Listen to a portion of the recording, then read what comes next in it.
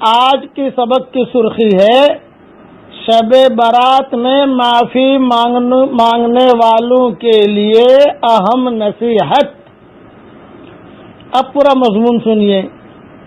15 شعبان المعظم سے چند دن پہلے سے ہی مسلمانوں میں معافی تلافی کا سلسلہ شروع ہو جاتا ہے۔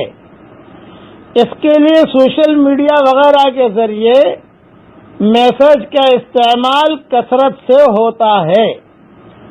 یقیناً معافی مانگنا اور معاف کرنا بہت اچھا طریقہ ہے، مگر اس کے کچھ آداب بھی ہیں جنہیں ملحوظ خاطر رکھنا چاہیے۔ معافی مانگتے وقت نیت سچی ہو، یعنی معافی مانگنے کی ہی نیت ہو، اور حقوق العباد کو تلف کرنے کی وجہ سے حقیقی ندامت ہو۔ یہ بھی معلوم ہو کہ کس سے معافی مانگ رہے ہیں، کیونکہ آج کل کے رواج کے مطابق معافی والا میسج بھیجتے ہوئے خبر ہی نہیں ہوتی کہ میسج کس کے پاس جا رہا ہے۔ شرعی طور پر معافی اس وقت تصور کی جائے گی جب دوسرا معاف کر دے، ورنہ معافی نہ ہوگی۔ اہم بات یہ ہے کہ اگر کسی کا کوئی جانی یا مالی ایسا نقصان کیا شرعاً جس کا ہرجانہ لازم ہوتا ہو تو اس کی ادائیگی بھی ضروری ہے، یا پھر جس کا نقصان کیا وہ خود معاف کر دے تو بھی درست ہو جائے گا۔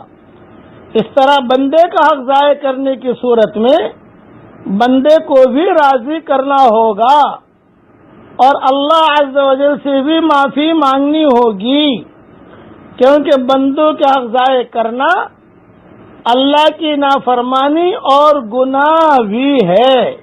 یہ ذہن میں رکھنا، یہ چیزیں جو بہت اہم عرض کر رہا ہوں کہ اللہ جل جلالہ عم نوالہ، اللہ سے بھی معافی مانگنا ہوگی، کیونکہ بندوں کے حق ضائع کرنا اللہ کی نافرمانی اور گناہ بھی ہے۔ شب برات کے موقع پر معافی تلافی کا میسج ایسے شخص کو اہتمام سے کیا جائے جس کے بارے میں آپ کو لگے کہ میں نے اس کی عزت یا جان اور مال کو نقصان پہنچایا، تاکہ اسے یہ بھی معلوم ہو جائے کہ واقعی آپ نے معافی مانگی ہے۔ خالی کاپی پیسٹ سے کام چلانے کی صورت میں معافی نہیں ہوتی۔ پورے گروپ کو میسج کرنے کا ایک نقصان یہ بھی سامنے آتا ہے کہ لوگ معافی والا میسج پڑھنا چھوڑ دیتے ہیں۔ ایسے حالات میں جس نے واقعی معافی مانگنے کے لیے میسج کیا ہوتا ہوگا اس کا میسج بھی رسم سمجھ کو چھوڑ دیا جاتا ہے۔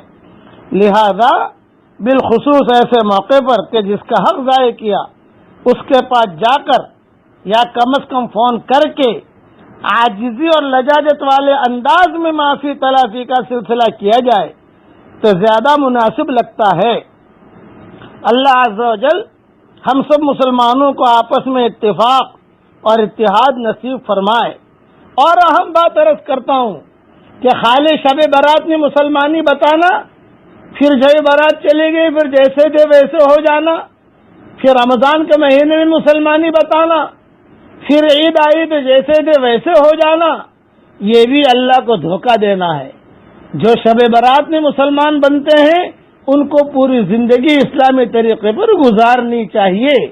بے شک یہ راتیں بڑی ہیں، اس میں کوئی شک نہیں ہے، لیکن یہ کہ معافی کا خالی رسم و رواج نہیں ہونا چاہیے۔ ہمارے خاندان میں خاتون ہیں، وہ پورے سال کبھی میسج نہیں کرتی، کبھی فون نہیں کرتی، لیکن جہاں شب برات آئے گی یہ کہے گی ارے بھائی معاف کر دے جو، ارے بھائی معاف کر دے۔ یہ اس کو معاف کرنا نہیں کہتے، یہ ذہن میں رکھنا، یہ تو ایک رواج ہو گیا۔ کیا عجیب دھن ہے، کسی کی ماں ناراض ہے، کسی کا باپ ناراض ہے، کسی کا بھائی ناراض ہے، کسی کی بہن ناراض ہے، کسی کا شوہر ناراض ہے، کسی کی بیوی ناراض ہے، کسی کا پڑوسی ناراض ہے، کسی کا دوست ناراض ہے، کسی کا رشتہ دار ناراض ہے، کسی کا شاگرد ناراض ہے، کسی کا پارٹنر ناراض ہے، اور ہم فیس بک اور واٹس ایپ پر لوگوں سے معافی مانگ رہے ہیں، ایسے لوگوں سے جو ہم سے ناراض نہیں یا جنہیں ہم جانتے تک نہیں، ہم سب ان سے پہلے معافی مانگیں جو ہم سے ناراض ہیں یا ہم نے کسی کی دل آزاری کی ہو۔ یہ مختصر ایک مضمون ہے جو میں نے عرض کر دیا، کئی سالوں سے سوچ رہا تھا، لیکن میں نے جو معافی مانگی ہے اس کی وضاحت بھی کر دوں کہ عام طور سے دنیا کے اندر اللہ کے فضل و کرم سے میرے شاگرد میرا سبق سنتے ہیں، میرا ان کا پورے سال معاملہ رہتا ہے، اس لیے میں نے سمجھا کہ میں اپنے اعتبار سے معافی مانگ لوں، کیونکہ میں کبھی کبھار سبق کے اندر کچھ کڑک لہجے میں، غصے کے لہجے میں کچھ باتیں کہہ دیتا ہوں، حالانکہ میں ان کو جانتا نہیں ہوں، لیکن میں کیوں دل توڑوں ان کا؟ اس کے لیے میں نے اپنے اعتبار سے معافی مانگ لی۔ کسی حد تک میرے لیے گنجائش ہے، اس لیے کہ وہ میرے شاگرد ہیں، لیکن عام مسلمانوں کے رواج ڈالنا یہ بالکل مناسب نہیں ہے۔ یہ کچھ باتیں اہم جو میرے ذہن میں آئی تھی یہ میں نے عرض کر دی۔ اب اللہ اور اصل چیز یہ ہے کہ آدمی اللہ سے معافی مانگے، اللہ سے معافی ہمارا اور اللہ کا معاملہ کلیئر ہوگا تو ہمارا اور مخلوق کا معاملہ بھی اللہ کلیئر کر دے گا۔ حضرت عائشہ سے امیر معاویہ نے کہا تھا، یوں کہا تھا کہ امی جان کچھ نصیحت کیجئے۔ حضرت عائشہ نے کہا کہ معاویہ تیرا اور اللہ کا معاملہ کلیئر کر تو تیرا اور مخلوق کا معاملہ اللہ کلیئر کرے گا۔ جن سے آپ کے معاملات ہیں ان سے معافی مانگیے، ان کو راضی کیجئے، اللہ تعالی ہم سب سے راضی ہو جائے۔ پڑھ لیجئے میرے ساتھ، لا الہ الا انت سبحانک انی کنت من الظالمین۔ اسے بہت پڑھتے رہنا چاہیے، اس لیے کہ اس میں توحید بھی ہے، اس میں تسبیح بھی ہے اور اس میں استغفار بھی ہے، اور مسلمانوں کی پریشانیاں دور کرنے کا اللہ کا وعدہ بھی ہے۔ وَكَذَلِكَ نُنْجِي الْمُؤْمِنِينَ۔ اللہ تعالیٰ مسلمانوں کی اجتماع اور انفرادی پریشانیوں کو دور فرمائے، آمین۔ السلام علیکم ورحمۃ اللہ وبرکاتہ، وآخر دعوانا الحمدللہ۔